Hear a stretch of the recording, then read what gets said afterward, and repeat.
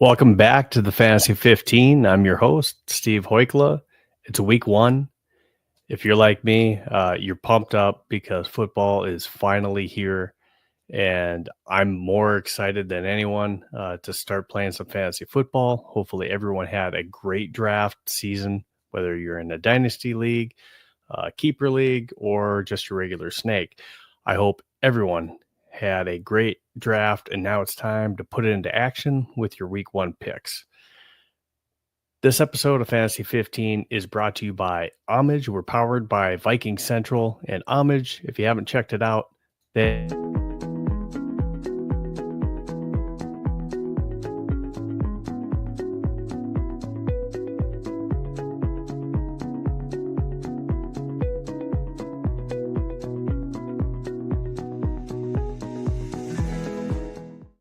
Secondary comfort is on deck with Homage. They have some great comfortable clothing out there. Go check them out.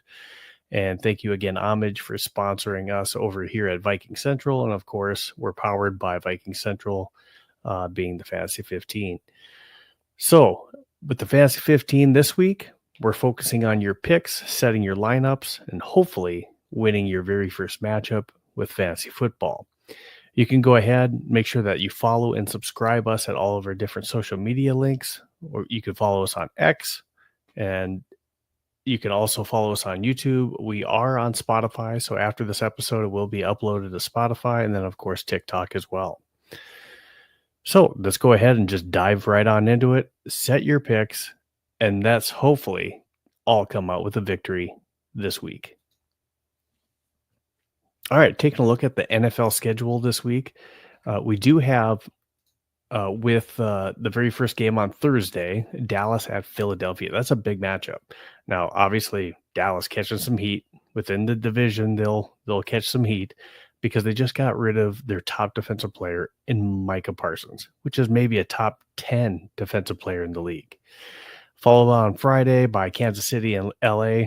That's a division rivalry matchup where bound to have a little bit of offense and some fireworks as well too. Getting into Sunday's matchups, some key ones that I want to highlight. If you take a look at those games, Pittsburgh and New York. So New York, you did have Aaron Rodgers in New York. Now he's in Pittsburgh, change of scenery. And of course, New York having Justin Fields, who just came over from Pittsburgh, who, was, kind of pushed aside in Pittsburgh. And then Pittsburgh said, hey, we want you now. And Justin Fields is like, hey, it's a little bit too late. You didn't want me before. Why would you want me now? Went over to change the scenery in New York, but now those two quarterbacks that swap teams are playing each other. And then also taking a look at some different matchups around the league. You have Detroit and Green Bay, which is going to be an exciting matchup in Green Bay. And two high-powered offenses, both teams upgraded on defense. Division rivalry, it's going to be a great game. Baltimore and Buffalo, also an exciting game. A lot of points probably going to be scored in that one. I'd be hesitant on any defenses that you're going to play. And then, of course, on Monday Night Football, you got the Minnesota Vikings and the Chicago Bears. Both teams made changes on both sides of the ball and should be better this year. Getting to our top 15 QB chart for this week, I still have Lamar Jackson as number one. Lamar Jackson is just dynamic. He's a point scorer. If you have him on your team, you have a really good shot every week of just scoring a lot of points with Lamar Jackson. He's dynamic with his legs and with his arm. And with the weapons that he's got on that team, it's hard to stop. But you also got Josh Allen at number two. Those two teams are going to go back and forth. I think there's going to be a lot of scored points in this one, upwards in the 30s, maybe even the 40s. In this one, I expect a high-powered matchup. Jalen Hurts going against Dallas. Dallas just got rid of Micah Parsons. He should have some more time in the pocket. That should help his pass game. And, of course, he's always dynamic with his run. Joe Burrow, I think that's one of these games where he could be shut down early because they're up by so many points. So just keep an eye on that one. I do have Kyler Murray a little bit higher against New Orleans. Again, they've kind of pieced away some different pieces, and I think Kyler Murray will have a big day with Marvin Harrison Jr.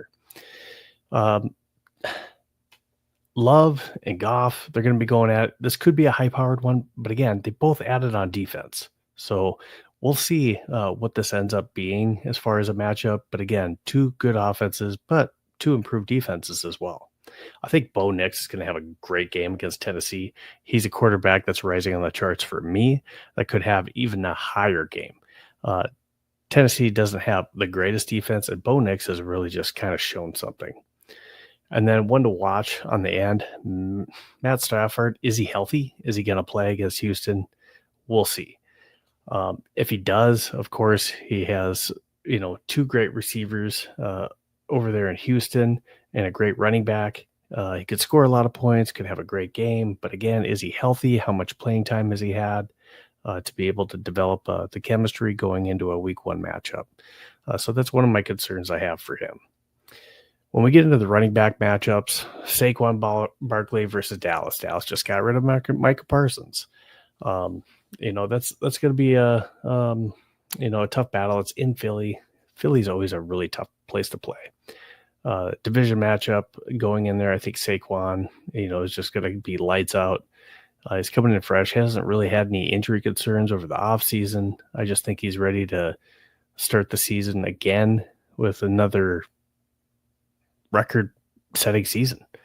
Bijan Robinson against Tampa Bay. Bijan's one of my top rated running backs that I have for this season. I expect him to have a great game, but one of the big risers is Chase Brown. Going against Cleveland, I expect him to have a really big game in this one. Multi-touchdown game, at least in this one. I think Chase Brown possibly has a rushing and a receiving touchdown in this one. Just Chase Brown. He's looked good towards the end of all last season. I expect him to have a great season and against a Cleveland team that I think he's going to have a lot of opportunities. Kind of rounding it out in some of the games that I want you to keep an eye on that you're probably interested in. Ashton Jeanty against New England. They'll be debuting him. I have him a little bit back, a little bit farther in this one. Again, it's his first game. And I think what we saw early in the preseason as well, too, kind of trying to get the hang of the NFL speed. And I think it'll just take a little bit for him to get going in this offense. That's just my opinion on it. I think Jahmyr Gibbs, I do have him a little bit back in this one, too. And this is just because I think in this one, both teams bulked up on their defensive side of the ball. And he still has to share carries with Montgomery. So I think that's going to be a challenge. I do think that Connor with Arizona is going to have a big game against New Orleans. I have him at number 13. He has nobody that's really challenging him for carries there in Arizona. He's going to have the ability to have a big game against a defense that's strapped. When we get to the wide receiver charts, the top 15, Ja'Marr Chase. Who else, right? He's playing a Cleveland team. Again, they're playing Cleveland. They're going to have multiple opportunities. And, look for T. Higgins to possibly even crack into this top 15 as well, too. Somebody to keep an eye on. CeeDee Lamb, hey, Dak's going to need to have a big game. They're hurting on the running side of the ball.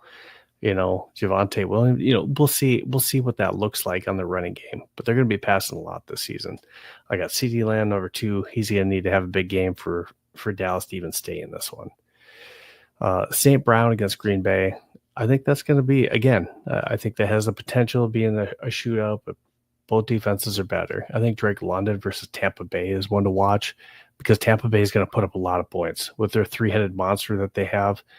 Over there in Tampa Bay, Drake London's going to have a big game. Yes, Chris Godwin's probably not playing in that one, but Ibuka has looked great. So again, Tampa Bay, Baker Mayfield, they got Bruce Irving as a running back. They got a lot of weapons over there. I think Malik Neighbors will still show out against Washington. Washington has a good offensive team. They're going to have to score a lot of points. I have Puka a little bit lower against Houston at number 6. And again, this is just because I don't know what Matt Stafford's going to do. Justin Jefferson, you can see him at 9. And again, this is because this is J.J. McCarthy's very first game, and it's at Chicago. And Chicago has done a good job on defense. They were a decent defensive team last year, but they bulked up inside the trenches. I think DJ Metcalf's going to look to have a big game, but man, he's going to be shadowed as well too with the Jets. So it's really going to be a hard game. Aaron Rodgers, but again, DJ Metcalf is just a man out there amongst boys, and I think he's going to have a big game. He's going to want to have a big game for his first one as a Steeler. Nico Collins, this is kind of a comeback game for him against the Rams. So we'll see how that works. Another one to watch out is Stephon Diggs with New England. He looked really good, enjoyed practices over the summer, and I think Drake May and him have a great connection. Looking at our tight ends, Brock Bowers, Brock Bowers and Trey McBride and George Kittle, they're going to be at the top fighting all season long. But coming in at number 4 is TJ Hockenson. Okay, so Jordan Addison is out the first 3 games.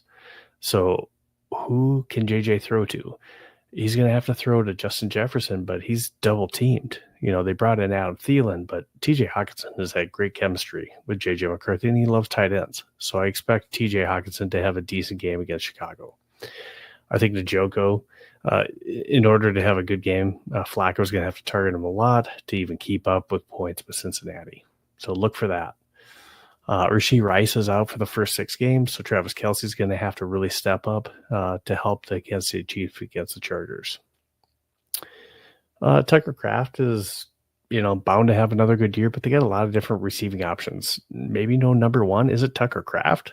Is that the option, being that they don't have a true number 1, a bunch of number 2s, or is Matthew Golden their new number 1? We don't know. Dalton Kincaid might step out and just have a big game against Baltimore. I have him at number 13. And again, probably a high-scoring game. Dalton Kincaid's going to have a lot of opportunities to catch the ball in there, or will have a lot of opportunities, because they really don't have a number 1 receiver up there in Buffalo. They got Keon Coleman, who just really hasn't panned out as that number 1, and Shakir that's going to have to step up. My week 1 kicker chart really didn't change this one. You got a lot of different games, but kickers are, it's kind of a fickle thing with kickers. Unless you're really facing a really good defense, or that offense is really struggling, a lot of the kicker charts don't really change a whole lot. So just something to keep an eye on with the kickers is obviously as teams have injuries in the quarterback game or running back game, this is going to alter whether or not a kicker is going to get more opportunities at field goals. If they have high-powered offenses, like you see a lot of them at the top, they're going to have opportunities to score a lot more points. One of them that I think you should keep an eye on, again, we have Jesse Bates at the top. Green Bay and Detroit having that good defense that they upgraded, a lot more field goals maybe in that game. When we take a look at defenses, Broncos and Tennessee. Broncos number 1 this week, facing a rookie quarterback in Cam Ward. Broncos had number 1 defense last year, and they're going to come in again looking to be the top spot. And week 1, they absolutely are for me. I expect them to not only have sacks, but opportunities at picks in this game. Steelers at the New York Jets. Steelers had a great defense last year. They added again with Jalen Ramsey over the summer. And again, they're going against Justin Fields, and Justin Fields, not so much of a passer, more of a runner. But the Steelers are just a really good, solid defense. This will be a tough opener for Justin Fields to start out with against this defense. Farther on down the list, one of them to keep an eye on is the Seahawks against the Niners. And I think the Niners, just with their wide receiver situation, they don't have Debo anymore. Juwan Jennings does he have an injury, or is it a contract situation? I think it's more of the contract situation to me. Something to take a look at there. I'd be concerned if I'm the Niners going into this game, and hopefully Christian McCaffrey has a huge one, because they're going to have to really rely on him and George Kittle to really have big games in order to pull out a win against the Seahawks. Taking a look at other teams in here, it's Ravens have a decent defense, but again, when you're going against Buffalo, that's tough, because Josh Allen's going to try to put up some points. Minnesota has a great defense. They were my number one going into the season. Chicago's just got a lot of weapons. It's just whether or not Caleb Williams can put it all together. Now, this one's in Chicago, so they have the home field advantage. So I did move Minnesota down a little bit farther, but this has the potential of going sideways big time for Caleb Williams.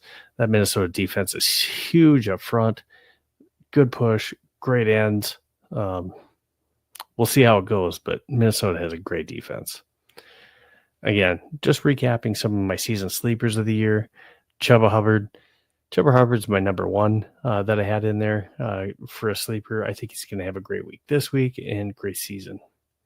Travion Henderson. Now, Ramondre Stevenson is supposedly healthy. We'll see what that looks like in some of those splitting of the shares, but Travion's still going to have a great game because, honestly, he's probably the better back out of the two already as a rookie. Calvin Ridley, I think once Cam Ward kind of figures it out, I mean, obviously he's the top target there, but Calvin Ridley, I think, is going to have a blow-up season. I think they've improved at quarterback, even with the young rookie Cam Ward, and Calvin Ridley is just going to get more opportunities. He throws a good deep ball, and Calvin Ridley should have an improved season this year. Mega Ibuka, now, with Chris Godwin out until somewhere in October, he's going to get a lot of reps, especially early for the first 4 games. But he's possibly, even maybe a better receiver. Maybe he's not even the wide receiver 3. He could be the wide receiver 2 by the end of the season.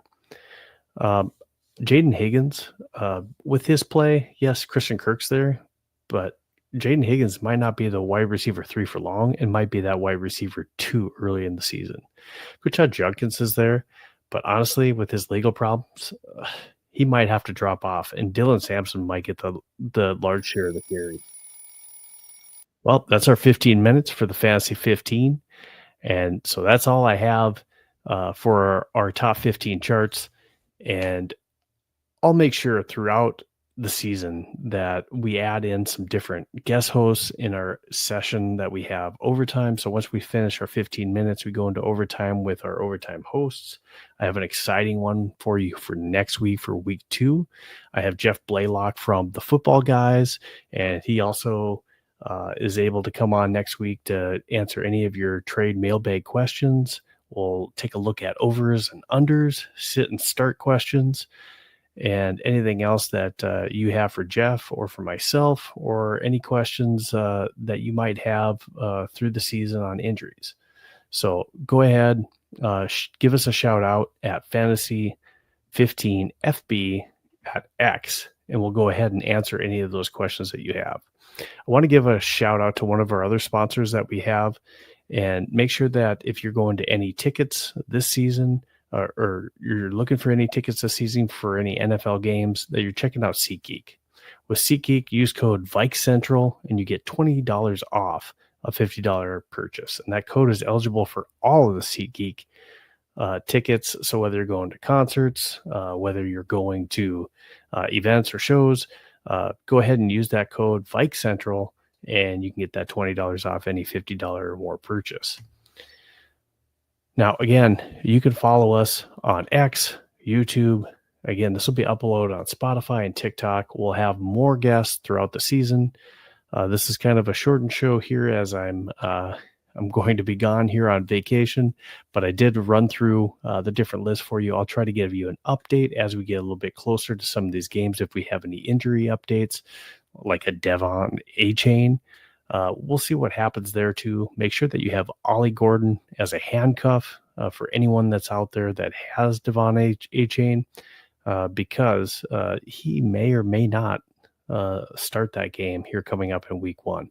Now, it looks like he's getting healthier, but again, I would just be cautious. Make sure that you have that handcuff, and if you have other options this week, I would take a look at maybe sitting him just at least for this week. So make sure that you follow us. I want to thank you for all of you that tuned in today. And for those, please make sure that you like, thumbs up, subscribe, leave some comments for me. And again, we'll see you next week. Make sure that you tune in. Jeff Blaylock from the Football Guys and Dynasty Compass is the other show that he does. So make sure that you tune in. We should have a great one for you again on the Fantasy 15. I'm Steve. Have a great football week. Make sure that you tune in next week to set all your picks all in 15 minutes here on the Fantasy 15.